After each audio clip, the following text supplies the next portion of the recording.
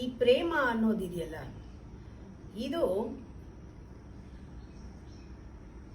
ಎಲ್ಲರೂ ಅನ್ಕೊಂಡಿದೀವಿ ಮನಸ್ಸಿನ ಭಾವನೆ ಅಂತ. ಸ್ವಲ್ಪ ಆಳವಾಗಿ ಯೋಚನೆ ಮಾಡಿ. ಪ್ರೇಮ ಬರೀ ಎಮೋಷನಲ್ ಫೀಲಿಂಗ್ ಅಲ್ಲ. ಪ್ರೇಮ ಒಂದು ಶಕ್ತಿ, ನಿರಂತರವಾಗಿ ಹರಿತಾ ಇರೋ ಶಕ್ತಿ, ಎನರ್ಜಿ. ಇದು ಅಸ್ತಿತ್ವದಿಂದ ಹೊರಹೊಮ್ಮಿದ ಎನರ್ಜಿ. ಇದಕ್ಕೆ ಹೋಲಿಕೆನೂ ಇಲ್ಲ, ಈ ಪ್ರೇಮವನ್ನ ಇದಕ್ಕೆ ಸಾಟಿನೂ ಇಲ್ಲ. ಇದು ಹೂವು ಅರಳಿದ್ರೆ ಹೇಗೆ ಸೌಗಂಧ ತಾನೇ ತಾನು ಒಂದು ಪಸರಿಸಿಕೊಂಡು ಹೋಗುತ್ತಲ್ಲ, ಆ ರೀತಿ ಫ್ಲೋಯಿಂಗ್ ಎನರ್ಜಿ, ಇಟ್ ಫ್ಲೋಸ್ ಹಾಗೇನೆ. ಆದರೆ ನಾವು ಆ ಪ್ರೇಮನ ಅರ್ಥ ಮಾಡಿಕೊಳ್ಳದೆ, ಅದು ಎನರ್ಜಿ ಇದೆ, ಎಲ್ಲರಿಗೂ ಇದೆ, ಆದರೆ ನಾವು ಆರೋಪ ಮಾಡಿಕೊಂಡು ಈ ಪ್ರೇಮ ಅಂದಾಗ ಈ ಮನಸ್ಸಿನ ಸೂಪರ್ಫಿಷಿಯಲ್ ಮೈಂಡ್, ಈ ಮೇಲ್ಮನಸ್ಸಿನ ಒಂದು ಸೂಪರ್ಫಿಷಿಯಲ್ ಫೀಲಿಂಗ್ನಲ್ಲಿ, ಮೋಹನ ಮಾಯೆನಲ್ಲಿ ಪ್ರೇಮ ಅಂದ್ಕೊಂಡ್ಬಿಟ್ಟಿರ್ತೀವಲ್ಲ, ಇದಕ್ಕೆ ಫಸ್ಟ್ ಸರ್ಕಲ್, ಸೆಕೆಂಡ್ ಸರ್ಕಲ್, ಆಮೇಲೆ ಇದು ಕ್ಲೋಸ್ ಆಗೋಗುತ್ತೆ. ಅಂದ್ರೆ ಇದು ಒಂದು ಕೃತಕವಾದ ಹೂವಿಗೆ ಸೆಂಟ್ ಹಾಕ್ದಂಗೆ. ಸ್ವಲ್ಪ ಹೊತ್ತು ಗಮ್ಮಂತಿರುತ್ತೆ, ಆಮೇಲೆ ಅದು ಗೊತ್ತಲ್ಲ, ನೀವೇ ಮೈ ಮೇಲೆ ಪರ್ಫ್ಯೂಮ್ ಹಾಕೊಂಡ್ರೆ ಸ್ವಲ್ಪ ಹೊತ್ತು ಚೆನ್ನಾಗಿರುತ್ತೆ, ನಿಮಗೂ ಚೆನ್ನಾಗಿರುತ್ತೆ, ಎಲ್ಲರಿಗೂ ಚೆನ್ನಾಗಿರುತ್ತೆ. ಆಮೇಲೆ ಅದ್ರ ಜೊತೆಗೆ ಬೆವರಿದ್ರೆ ವಾಕರಿಕೆ ಬರುತ್ತೆ, ವಾಸನೆ. ಆ ರೀತಿ ಆಗತ್ತೆ ಆರೋಪ ಮಾಡ್ಕೊಂಡಿದ್ದು ಪ್ರೇಮ. ಯಾಕೆ ಅಂದ್ರೆ ಇದರಲ್ಲಿ ಡಿಮಾಂಡ್ ಇರುತ್ತೆ, ಡಿಮಾಂಡಿಂಗ್ ಪ್ರೇಮ. ಅದರಿಂದ ಕೊರತೆನಲ್ಲೇ ಅದು ಕೊನೆ ಆಗೋದು. ಆದ್ರೆ ನಾನು ಹೇಳ್ತಾ ಇರೋದು ಅಸ್ತಿತ್ವದಿಂದ ಬರುವ ಪ್ರೇಮ, ವ್ಯಕ್ತಿತ್ವದಿಂದ ಅಲ್ಲ, ಅಸ್ತಿತ್ವದಿಂದ ಬರುವ ಪ್ರೇಮ ಅನ್ಕಂಡೀಷನಲ್. ಇಲ್ಲಿ ತೃಪ್ತಿ ಇರುತ್ತೆ, ಸಂಪೂರ್ಣವಾಗಿ ಕಂಟೆಂಟ್ಮೆಂಟ್ ಇರುತ್ತೆ, ಸಮಾಧಾನ ಇರುತ್ತೆ, ಕೊರತೆ ಇರಲ್ಲ. ಇನ್ಎಫಿಷಿಯನ್ಸಿ ಅಲ್ಲ ಅದು. ಆದರೆ ಕೊರತೆ ಇರೋದು ಯಾವುದರಿಂದ ಕೊರತೆ ಇದೆ? ಈ ತರ ಪ್ರೇಮಗಳಿಗೆ ವಸ್ತು ಮೇಲೆ ಕೊರತೆ, ಅಂದ್ರೆ ಇದು ಸಿಕ್ಕಿಲ್ಲ ಕೊರತೆ, ಆಮೇಲೆ ಇವ್ರು ಸರಿಯಾಗಿ ಮಾತಾಡ್ಸ್ಲಿಲ್ಲ ಕೊರತೆ, ಇವ್ರು ನನ್ನ ಜೊತೆ ಸರಿಯಾಗಿಲ್ಲ ಕೊರತೆ, ಇವ್ರು ನನ್ನ ಪ್ರೀತಿಸಿಲ್ಲ ಕೊರತೆ. ಯಾವಾಗ್ಲೂ ಇನ್ಎಫಿಷಿಯನ್ಸಿ, ಇನ್ಸಫಿಷಿಯನ್ಸಿ, ಇನ್ಸೆಕ್ಯೂರಿಟಿ. ಈ ಪ್ರೇಮದಲ್ಲಿ ಕೊರತೆ ಯಾಕೆ ಅಂದ್ರೆ ಲೌಕಿಕವಾದ ವಸ್ತು ವಿಷಯ ವಿಚಾರಗಳಲ್ಲಿ ಆ ಪ್ರೇಮ ಇರೋದ್ರಿಂದ, ಅದು ಹೊರಗಡೆ ಇರೋದ್ರಿಂದ, ಬಹಿರ್ಮುಖವಾಗದು ಅದು ಆರೋಪ ಮಾಡ್ಕೊಂಡು ಬರ್ತಾ ಇರೋದ್ರಿಂದ ಇದರಲ್ಲಿ ಕೊರತೆ ಯಾವಾಗ್ಲೂ ಇರುತ್ತೆ.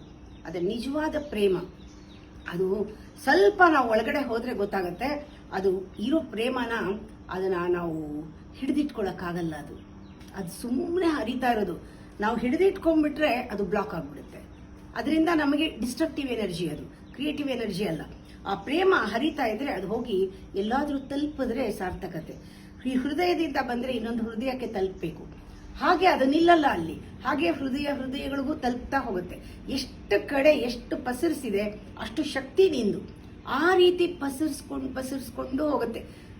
ಆಗ ಮನಸ್ಸು ಕೂಡ ಶಾಂತವಾಗತ್ತೆ. ಇಲ್ಲಿ ಅಹಂಕಾರ ಇಲ್ಲ, ವ್ಯಕ್ತಿತ್ವ ಇಲ್ಲ, ಪರ್ಸನಾಲಿಟಿ ಇಲ್ಲ. ಇಲ್ಲಿ ಇಂಟಿಗ್ರಿಟಿ, ಇಂಡಿವಿಜುವಾಲಿಟಿ ಎಲ್ಲ ಇರುತ್ತೆ. ತುಂಬಾ ಫ್ರೀಡಮ್ ಇರುತ್ತೆ ಈ ಪ್ರೇಮದಲ್ಲಿ. ಈ ಪ್ರೇಮ ಒಂದು ಆಕಾಶದಲ್ಲಿ ಮೋಡದ ಹಾಗೆ. ನಮ್ಮ ಜೀವನನೇ ಒಂದು ದೊಡ್ಡ ಆಕಾಶ ಅಂತ ಇಟ್ಕೊಳ್ಳಿ. ನಾವು ಮೋಡದ ಹಾಗೆ ತೇಲಾಡ್ತಾ ಇರಬಹುದು. ಆಗ ಭಗವಂತನ ಆಟದಲ್ಲಿ ನಾವು ಚೆನ್ನಾಗಿ ಭಾಗವಹಿಸಬಹುದು. ಇಲ್ಲದೆ ಇದ್ರೆ ಸಂಕುಚಿತ ಪ್ರೇಮ ಅನ್ಕೊಂಡಿರ್ತೀವಲ್ಲ, ಅದು ನಮ್ಮನ್ನ ಕಟ್ಟಾಕತ್ತೆ. ಅಂದ್ರೆ ನಾವು ನಮ್ದೇ ಒಂದು ಆಟ ಹೂಡ್ತೀವಿ, ನಾವೇ ಗೆಲ್ಬೇಕು, ಬೇರೆಯವ್ರು ಸೋಲ್ಬೇಕು. ಆ ರೀತಿ ಬೇರೆಯವ್ರನ್ನ ಸೋಲ್ಸೋದ್ರಲ್ಲಿ ಸುಖ, ಸಂತೋಷ. ಯಾಕೆ ಅಂದ್ರೆ ಇದು ಅಸುರಿ ಸಂತೋಷ. ಇದು ಬೇರೆಯವ್ರನ್ನ ತುಳಿಯೋದ್ರಲ್ಲಿ ಬರುವಂತ ಸಂತೋಷ. ಇದು ನಿಜವಾದ ಪ್ರೇಮ ಖಂಡಿತ ಅಲ್ಲ. ನಾವು ಹೇಗಿರ್ಬೇಕು ಪ್ರೇಮದಲ್ಲಿ? ಕೊಳಲ್ ತರ ಇರ್ಬೇಕು. ಕೊಳಲು ಅಂದ್ರೆ ಬಿದಿರಲ್ಲಿ ಒಳಗಡೆ ಇರುವಂತಹ ಆ ತಿರುಳನ್ನ ತೆಗೆದ್ರೆ ಹೇಗೆ ಖಾಲಿ ಆಗುತ್ತೋ ಹಾಗೆ ನಮ್ಮ ಮನಸ್ಸು ಕೂಡ ಖಾಲಿ ಆಗಬೇಕು. ಕೊಳಲ್ ತರ ಇರ್ಬೇಕಂತಾರೆ. ಕೊಳಲ್ ತರ ಆಗ್ಬೇಕು, ಮನಸ್ಸನ್ನ ಖಾಲಿ ಮಾಡ್ಕೋಬೇಕು. ಜೊತೆನಲ್ಲಿ ದೋಣಿ ಒಳಗಡೆ ನೀರು ತುಂಬಿದ್ರೆ ಹೋಗಲ್ಲ. ಆ ಖಾಲಿ ದೋಣಿಯಲ್ಲಿ ನೀರಿಲ್ಲದೆ ಇದ್ರೆ, ಯಾವುದು ತೂತ್ ಇಲ್ಲದೆ ಇದ್ರೆ ಹೇಗೆ ಫ್ಲೋಟ್ ಆಗತ್ತಲ್ಲ, ಆ ತರ ಫ್ಲೋಟ್ ಆಗತ್ತೆ. ನಿಜವಾಗ್ಲೂ ಪ್ರೇಮ ಫ್ಲೋಟ್ ಆಗತ್ತೆ. ನಾವು ಪ್ರತಿಯೊಂದು ಕ್ಷಣನೂ ಕೂಡ ಸ್ನೇಹದಲ್ಲಿ ಸ್ವೀಕರಿಸಿ ಸ್ವಾಗತಿಸ್ತೀವಿ. ಆ ಸ್ಥಿತಿ ಇರುತ್ತೆ. ಅದರಿಂದ ನಮ್ಮ ಜೀವನ ಹೇಗಾಗತ್ತೆ ಅಂದ್ರೆ ಒಂದು ದೋಣಿ ತರ ಆಗೋದ್ರ ಜೊತೆಗೆ ಹೊರಗಡೆ ನಮ್ಮ ಮನಸ್ಸು ಖುಲ್ಲ ಇರುತ್ತಲ್ಲ, ಖಾಲಿ ಇರುತ್ತಲ್ಲ, ಓಪನ್ ಆಗುತ್ತೆ. ನಮ್ಮ ಮನಸ್ಸು ಓಪನ್ ಆಗುತ್ತೆ. ಮನಸ್ಸು ಓಪನ್ ಆದಾಗ ಒಂಥರ ವೆಂಟಿಲೇಟರ್ಸ್ ತರ ಬಾಗ್ಲು ಕಿಟಕಿ ಎಲ್ಲ ತಕ್ಕೊಳ್ಳುತ್ತೆ. ಆಗ it's a magical morning for you. Magical light, magical sun. ಅದು ಎಲ್ಲಿಂದ ಬರ್ತಾ ಇದೆ ಅದು ನಿಮಗೆ ಅರ್ಥ ಆಗತ್ತ ಅವಾಗ. ಓ, ಈ ಪ್ರೇಮ ಅನ್ನೋದು ಸುರಿತಾ ಇದೆ ಮೇಲಿಂದ, ದೊರಕ್ತಾ ಇದೆ ನನಗೆ, ಆದಷ್ಟು ಎಲ್ಲರಿಗೂ ಹಂಚಬೇಕು ಅನ್ನೋದು ಹೋಗುತ್ತೆ. ಹೀಗಿದ್ದವನಿಗೆ ಲೈಫು ಯಾವತ್ತೂ ಆಯ್ಕೆ, ಭವಿಷ್ಯ ನನ್ನ ಆಯ್ಕೆ, ಚಾನ್ಸ್ ಆಗಲ್ಲ, ಬೈ ಚಾನ್ಸ್ ಅಲ್ಲ, ಆಕ್ಸಿಡೆಂಟಲ್ ಅಲ್ಲ. ಹೀಗಿದ್ದಾಗ ನನ್ನ ಕೇಂದ್ರ ನನಗೆ ಸಿಗುತ್ತೆ, ಆಗ ಹೊಂದಾಣಿಕೆ ಚೆನ್ನಾಗಾಗತ್ತೆ, ಎಲ್ಲರ ಜೊತೆ ಹೊಂದ್ಕೊಂಡು ಹೋಗ್ಬೋದು, ಆ ರೀತಿ ಚೆನ್ನಾಗಾಗತ್ತೆ. ನಾವು ಯಾವಾಗ ಹಿಡ್ಕೊಂಡು ಬಿಡ್ತೀವಿ ಅಲ್ಲಿ ಫ್ಲೋಟಿಂಗ್ ಮೂಡ್ ಇದ್ದಿದ್ದು ಫೈಟಿಂಗ್ ಮೂಡ್ ಆಗತ್ತೆ. ಫೈಟಿಂಗ್ ಮೂಡ್ ಆದಾಗ ನಾವು ಎಲ್ಲರ ಹತ್ರನೂ ಜಗಳ ಆಡ್ತೀವಿ, ಆ ಪರಮಾತ್ಮನ ಆಟದ ಜೊತೆ ಇರಕ್ಕಾಗಲ್ಲ. ಈ ರೀತಿ ನಾವು ನೋಡ್ಕೋಬೇಕು. ನಾವು ನಮ್ಮ ಪ್ರೇಮ ಇದು ಯಾವುದು ವ್ಯಕ್ತಿತ್ವದಿಂದ ಬರ್ತಿದ್ಯಾ ಅಥವಾ ನನ್ನಲ್ಲಿ ಆ ಒಂದು ಒಳಗಿಂದ ಅಸ್ತಿತ್ವದಿಂದ ಬರ್ತಾ ಇದೆಯಾ? ಈ ಪರೀಕ್ಷೆ ಯಾವಾಗ್ಲೂ ಮಾಡ್ತಾ ಇರಬೇಕು. ನಮ್ಗೆಲ್ಲರೂ ಬಂಧನ ಆದ್ರೆ ಇಲ್ಲೇ ಎಲ್ಲೋ ಪ್ರಾಬ್ಲಮ್ ಇದೆ ನಮ್ಗೆ ಅಂತ ನಮಗೆ ಗೊತ್ತಾಗ್ಬೇಕು. ಆ ರೀತಿ ಆಗತ್ತೆ ಆಯ್ಕೆ. ಅದಕ್ಕೆ ಹೇಳೋದು ಯಾವಾಗ್ಲೂ ನಾವು ತಿಳ್ಕೋಬೇಕು, ನಮ್ಮ ಮನಸ್ಸು ಖುಲ್ಲಾ ಓಪನ್ ಆಗಿ ಇಟ್ಕೊಂಡಿರ್ಬೇಕು. ಆ ರಿಸೆಪ್ಟಿವಿಟಿ ಅನ್ನೋದು ಆವಾಗ ನಮಗೆ ಗೊತ್ತಾಗತ್ತೆ. ನೋಡಿ, ಯಾವಾಗ ಮನಸ್ಸು ಮೌನವಾಗಿರುತ್ತೆ, ಖಾಲಿ ಇದ್ದಾಗ ಮೌನ ಇರುತ್ತೆ. ಆ ಮೌನದಲ್ಲಿದ್ದಾಗ ಮನಸ್ಸು ನಿಮ್ದು, ನೀವು ಕೋಪ ಮಾಡ್ಕೊಂಡ್ರು ಕೂಡ ಯಾವುದೋ ಒಂದು ರೆಲೆವೆಂಟ್ ಆಗಿರುತ್ತೆ. ಆ ಕೋಪ ಮಾಡ್ಕೊಂಡ್ರು ಸುಂದರವಾಗಿರ್ತೀರ. ಯಾವಾಗ ಒಳಗಡೆ ಗಲಾಟೆ ಇರುತ್ತೆ, ಅದರಲ್ಲಿ ಕ್ಷುಲ್ಲಕ ಕಾರಣಗಳು ಅಥವಾ ಕಾರಣನೇ ಇರಲ್ಲ, ಅಥವಾ ಟೆನ್ಷನ್ ಯಾರ್ದೋ ಮೇಲೆ ಯಾರ್ದೋ ತೀರ್ಸೋದು, ಈ ತರ ಇದ್ದಾಗ ನಮ್ಮಲ್ಲಿ ಆ ಒಂದು ಕಲ್ಮಶ ಇರೋದ್ರಿಂದ ಕುರೂಪ ಕಾಣುತ್ತೆ ಕೋಪ ಬಂದ್ರೆ. ಅದರಿಂದ ನಾವು ಯೋಚನೆ ಮಾಡಬೇಕು. ನಮ್ಮ ಒಳಗಡೆ ಯೋಚನೆಗಳು ಏನೇನಿದೆಯೋ ನಾವು ಯೋಚನೆ ಮಾಡಿದಾಗ ನಾವು ಎಷ್ಟೊಂದು ಸತಿ ಬಚ್ಚಿಟ್ಕೊಂಡ್ಬಿಡ್ತೀವಿ, ಹಿಡಿದಿಟ್ಕೊಂಡ್ಬಿಡ್ತೀವಿ. ಇಲ್ಲ, ನಮ್ಮ ಯೋಚನೆ ಏನಿದೆ ಅದು ವರ್ತನೆಯಲ್ಲಿ ಬರಬೇಕು. ಎಲ್ಲ ವಿಷಯ ತಿಳ್ಕೊಂಡಿರ್ತೀವಿ, ಅದು ಆಕ್ಷನ್ ಅಲ್ಲಿ ಬರೋಲ್ಲ, ವರ್ತನೆಗೆ ಬರಬೇಕು. ಆ ವರ್ತನೆಗೆ ಬರಬೇಕಾದ್ರೆ ಯೋಚನೆ ಎಲ್ಲಿಂದ ಬರಬೇಕು? ನಿಮ್ಮ ವ್ಯಾಲ್ಯೂಸ್ ಇಂದ ಬರಬೇಕು, ನಮ್ಮ ಮೌಲ್ಯಗಳಿಂದ ಯೋಚನೆ ಹೇಳಬೇಕು. ಆ ಮೌಲ್ಯ ಅಂದ್ರೆ ಏನು? ವ್ಯಾಲ್ಯೂ ಅಂದ್ರೆ ನಮ್ಮ ಕ್ವಾಲಿಟಿ. ನಮ್ಮ ಕ್ವಾಲಿಟಿ ಅಂದ್ರೆ ಏನು? ಪ್ಯೂರಿಟಿ.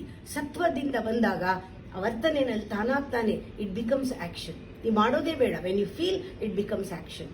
ಆ ರೀತಿ ಆಗುತ್ತೆ. ಅದರಿಂದ ಇಡೀ ಭೂಮಿ ಮೇಲೆ ನಾವು ನೋಡೋಣ ಒಂದು ಕ್ಷಣ.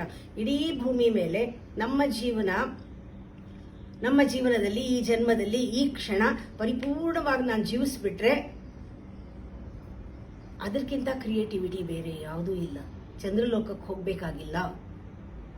ಬೇರೆಯವ್ರನ್ನ ಸಂತೋಷ ಪಡಿಸೋದೇ ನಮ್ಮ ಸಂತೋಷ ಆದ್ರೆ ಆ ಕ್ರಿಯೇಟಿವಿಟಿ ಬರುತ್ತೆ.